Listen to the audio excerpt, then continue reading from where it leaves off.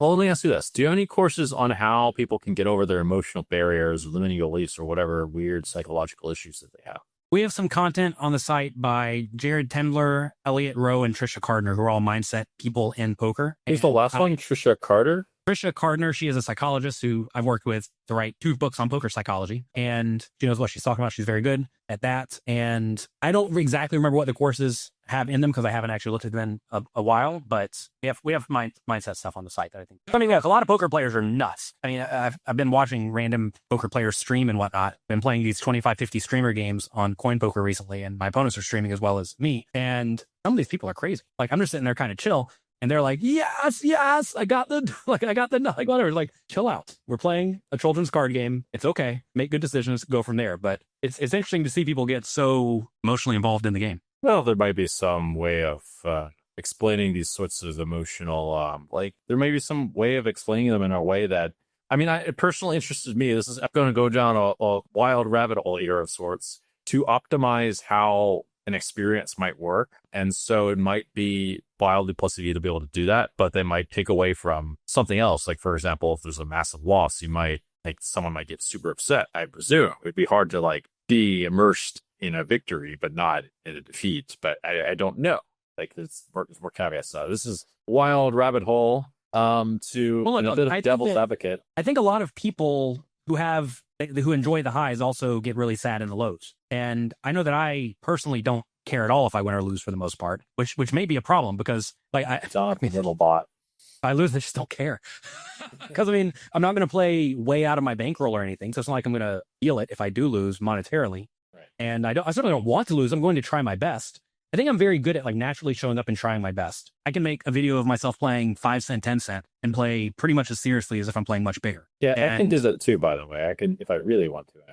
But a lot of people can't. They're like, it's only a $10 bet or only a $5 bet. How could I fold? I view it as big blinds. It's all big blinds in my brain. I don't want to lose. And if you make a bad play, you lose, right? You gotta cut their throats at 5 cent, 10 cent. Yeah. I mean, that's what you're supposed to do, right? I guess, depending on who says. Not exactly supposed to dump money as apparently what you're supposed to do if you're rich as fuck. Apparently that's what some people think. I actually did have an experience lately. I want to move on in a sec, but I had an experience lately where I was playing small stakes and I realized that dumping money probably wasn't really the right thing to do in terms of what was most beneficial for that group. I decided to actually play seriously because I thought okay, these guys probably haven't played a real pro from high stakes or probably want to actually play against me. That's probably actually what they want. That's not what they expect. And dumping money to people, I don't really believe in these kinds of ways of helping people, of just giving people money for lots of reasons. And so there are situations for sure where it's most appropriate to play seriously at low stakes. But I mean, I guess if you're with friends, you don't really want to. Look, it's not appropriate when you're with friends. No. Money is relative at the end of the day as well, right? For you, low stakes may be 5, 10 or limit and dumping thousands of dollars, right? For other people, really. That's infinite money. I mean, look, so I'll tell you what I do in these streamer games on Coin Poker. It's 25, 50, pretty big. I'm playing for real, but a lot of the players are recreational-ish in the games or play way bigger than normal. So to mix it up, I will just sporadically play the Jack 4 offsuit or the 7-2 offsuit just for fun, I thought I was the one who did that, or did you do it before me without knowing? I did not know you did it, but no, I'll sporadically play the Jack. I really like the Jack 4, especially in the button or the cutoff, right? And look, if you just randomly play, not every time, but say the cutoff raises and you're on the button with the Jack 4 and you 3-bet, how much is it really going to cost you, right? Yeah. Some, but whatever. That's my penalty for being good at poker, right? I did do this, by the way, at 2K, 4K, $500,000 buy-in, 1K, 2K, 4K. Oh man, the guy did have queens, but I mean, he was a pretty good player too. It was ST. The fault was king high, and I turned a pair of twos. So apparently I was genius. There you go. Stupid play. I don't know how much of that I'm gonna do if I'm really honest. I don't know how many 2-7 offsuits I'm gonna go in at 1K, 2K, 4K, and just selling a piece. And oh shit, what the fuck was this? Good call the game. Well, so then the question becomes: people who saw that hand or who are hearing this story, are they really going to think you're going to be horrible sporadically in the future, right?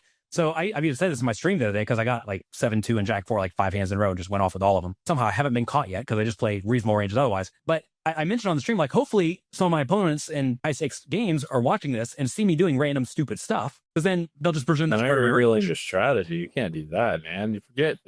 Don't say that. It's interesting when you talk to people on the internet, or you like wonder how people who don't really know you view you, because some people just think I'm a total idiot. And I don't think I am, but a lot of people just think I'm an idiot. And a lot of people probably think you're an idiot. You know you're not, right? And it's interesting how people view other people. Like, if you show up and play against me, I'm going to play pretty reasonable the vast majority of the time. I just know I am. But some people think I'm going to be terrible, which is good. I mean, you kind of want people to think that you are bad, especially in cash games, right? I mean, if they think you're just a sicko and you're going to take all their money every time, they may not want to play with you. Yeah, this is a complicated subject. You want people to like think you're not that serious, at least. That's most of it, right? Like, people can know I'm good, but hopefully they think I'm not being so serious, right? Because when I run a poker training site, I don't want people to think I'm terrible. Yeah, I would hope so. That's the thing with you. I mean, also with me, I'm deciding to go a bit of a different route, to be fair. Like, especially seeing like how invested you are and all this stuff, I've decided to do more of like a tangent kind of approach to that I haven't really seen with many of the coaches. But yeah, that's one thing that I wondered myself. I'm like, wait a second, I'm supposed to be teaching people. Now they're watching me like play like a fucking idiot. I have thought that while I'm in hustler streams, I'm like, man, my flea flop is so fucking whack right now. It's like off by like who knows how many pips. And like people watching this would thinking, fuck, I'm learning from this guy.